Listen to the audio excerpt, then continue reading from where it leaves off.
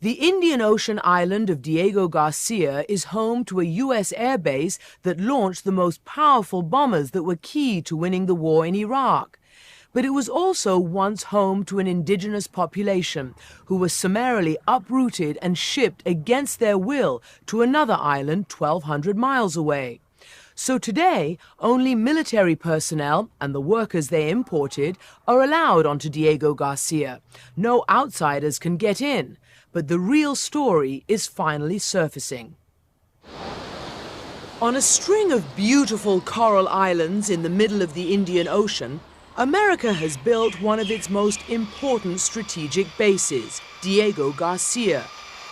Today it's home to B-52s, and now for the first time stealth bombers as well, all just 7 hours flying time from downtown Baghdad. Supply ships as big as skyscrapers loaded with tanks, weapons and ammunition for Marine and Army brigades gathered there before the order was given to invade Iraq. Back in the 70s, when Diego Garcia became central to American military operations, James Schlesinger, who's now in the private sector, was Secretary of Defense.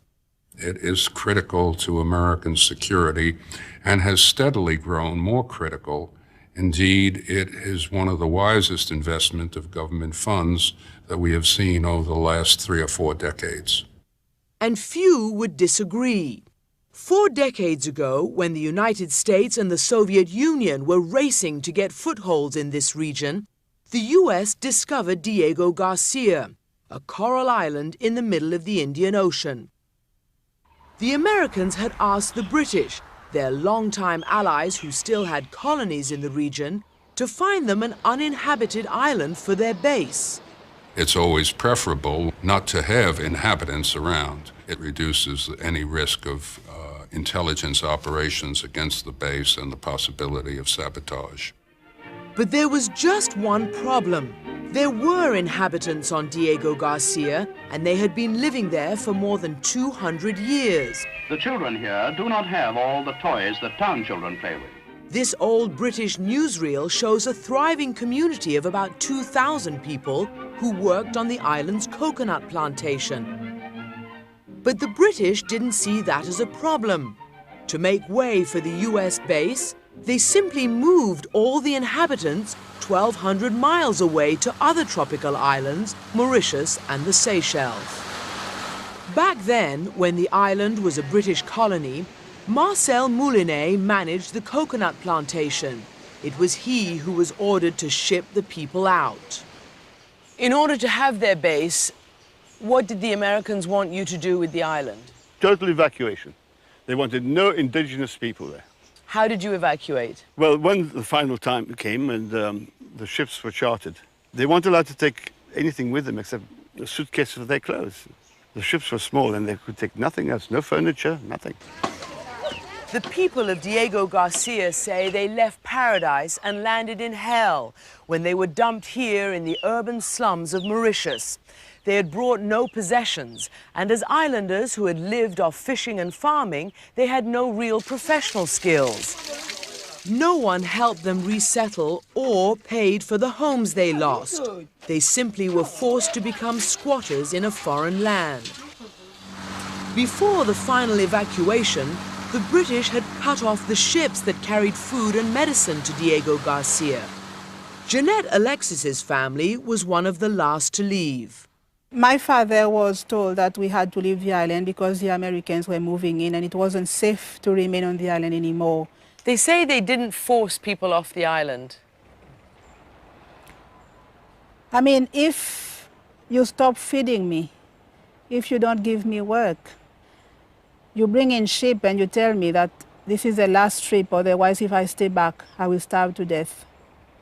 What other force do you need to get me out? The islanders say the other force that got them out was fear, when British officials ordered their pets to be exterminated. They were gassed with exhaust fumes from American military vehicles. It's hard to believe that people would do that. Yes, in fact it did happen, and you can imagine the pressure that put on the population there. It was just terrible for people. When you boarded that ship, finally, for your last trip out of Diego Garcia, what do you remember? We were crying. We were hanging onto our mother's skirt, crying, because although we were very young, we understood that we were leaving something very, very valuable behind, and that was our home.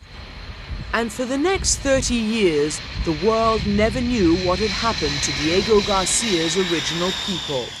No outsiders are allowed onto Diego Garcia, so this secret stayed hidden until one of the exiled islanders, Olivier Bancoul, started organizing his community. He was angry by the years of misery that his people had been forced to endure. 3 of his own brothers drank themselves to death, dispirited by their poverty and unemployment. One of his sisters was so homesick that she committed suicide. And it's very sad. This is why I will never give up. All the difficulty is because of the US and the UK. They have turned people's life into a nightmare.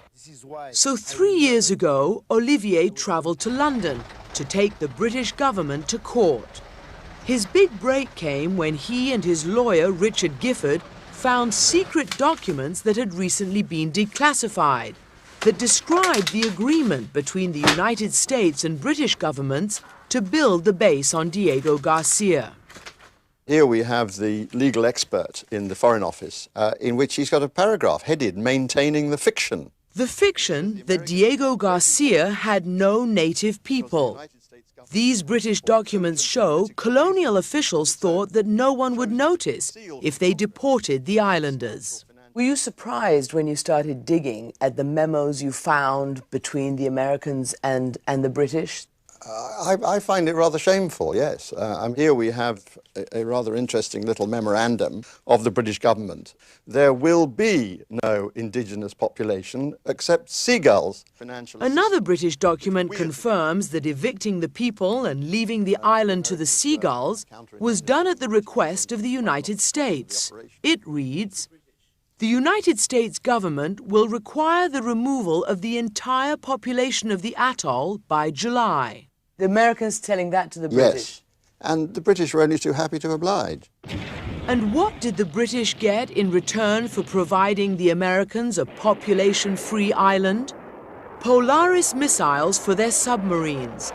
The US reduced the price by $14 million, or 5 million British pounds.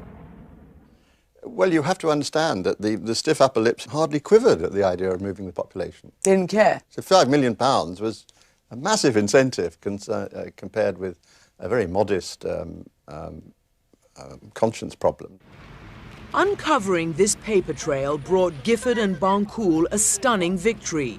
Britain's highest court ruled that deporting Diego Garcia's native population was illegal. But the euphoria didn't last long because the court didn't propose a remedy, neither money nor what the people wanted most, to return home and the right to earn a living on the base. Do you think, given the security situation right now, the war on terrorism, do you think they will ever really be able to go back to Diego Garcia? The position of the islanders is that they never objected to the US base on Diego, but the islanders are extremely bitter that they are denied employment on the base, precisely because they come from there. Especially since the base employs several thousand civilian workers from other countries like the Philippines. Benoit Emilien used to recruit those civilian employees. That's me again with the commanding officer. Your job was to find workers to work on that top-secret American base. Were native Diego Garcians ever allowed to go back and work there? Definitely no. Why not? I was given instruction to be careful. They don't want any kind of claim or demonstration. And when Benoit tried to talk to his American friends on the base about Diego Garcia's original inhabitants, he found the subject was taboo. It's like this, they stay away, like... They don't want to know? No, they don't want to know. And they don't want visitors. When the islanders asked to visit their family graves, they were told in this letter from the British government that the US had to grant permission. It reads, "We have consulted the US authorities who have confirmed that they cannot agree to it at the present time." So last August, the islanders appealed directly to President Bush. But the Bush administration said it was Britain's call. This letter reads, "Because of the vital role the facility plays in the global war on terrorism, British authorities have denied permission to visit Diego Garcia. We concur and support the decision." Kassim Youtim, the former president of Mauritius, had written the letter to President Bush on behalf of the islanders. So both sides are essentially passing the buck. That's what they're doing. That's exactly what they are doing. I think that it is most not only inhuman, but illegal. They should never have been expelled from their land. We tried repeatedly to interview anyone from the British and American governments about this affair, but no one from the British Foreign Office, the US State Department, or the Pentagon would even talk to us. But Dan Urish did talk to us. Back then, he was the American commander on Diego Garcia. In retrospect, do you think that they were treated fairly, these people? You know, I have a great sympathy for them. I think the British are the ones that are probably legally responsible for it. Morally, the U.S. certainly has an interest in seeing that things are made right for the islanders. And until that happens, Olivier Bancoul, Jeanette Alexis, and the rest of the islanders say they'll never give up. Now they are suing both the United States and British governments for compensation and the right to return. It's an important base, I agree. But at the same time, they should have realized that people are also important. Do you think you have any chance taking on America, taking on Britain? The Americans and the British always talk about the champions of human rights. There we are. What they did to us, they should rectify it. They should look after us. You know, they should do what they preach.